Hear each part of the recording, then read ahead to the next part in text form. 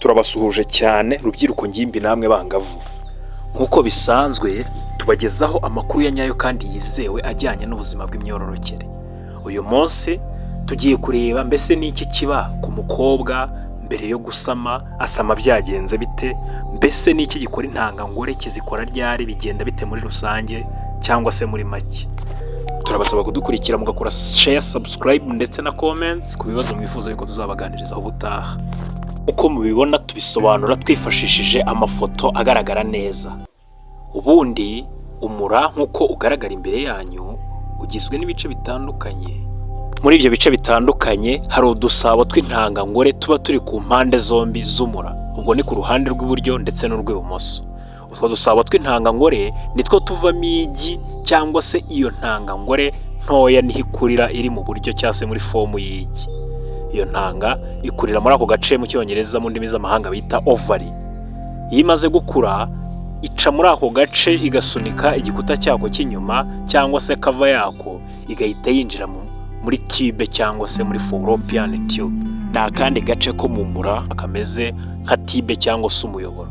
Iryo gi riramanuka rikanyura muri iyo fallopian tube. Muri icyo gihe cya ovulation cyangwa se cyo gusohoka kw'igi riba riri tayari kuba ryava mu mwana mu gihe ryahura n'intangangabo.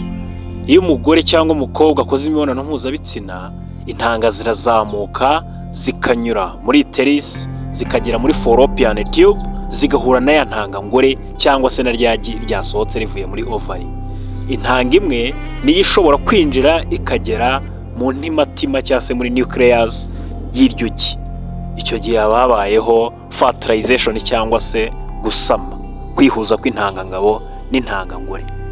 Iyo bigenze bityo habaho icyo bita formation of zygote cyangwa se gukura kw'iryo gi ryabayeho, habayeho kwihuza kw'intangangabo n'intangangore. Iryo gi niyo ntangiriro yo kuzakura hakabaho umwana. Icyo gihe habaho n'icyo bita zygote. Zygote ni igihe ingirabuzima fatizo cyangwa se cells zigize ryagi ziba zatangiye kuba nyinshi, ziri kwigabanya ku buryo bwinshi, mbese ryagi ritangiye gukura. Muri icyo gihe ni naho habaho implantation cyangwa se kuva kw'igi muri fallopian tube, muri wa muyoboro uberamo fertilization cyangwa se kwihuza kw'intangangabo n'intangangore, igi rikamanuka rikajya muri uterus cyangwa se mu mura. Muri uterus akaba ariho rifata rikahakurira rikazavamo umwana. Mu bindi bice tuzareba uburyo umwana akuramo.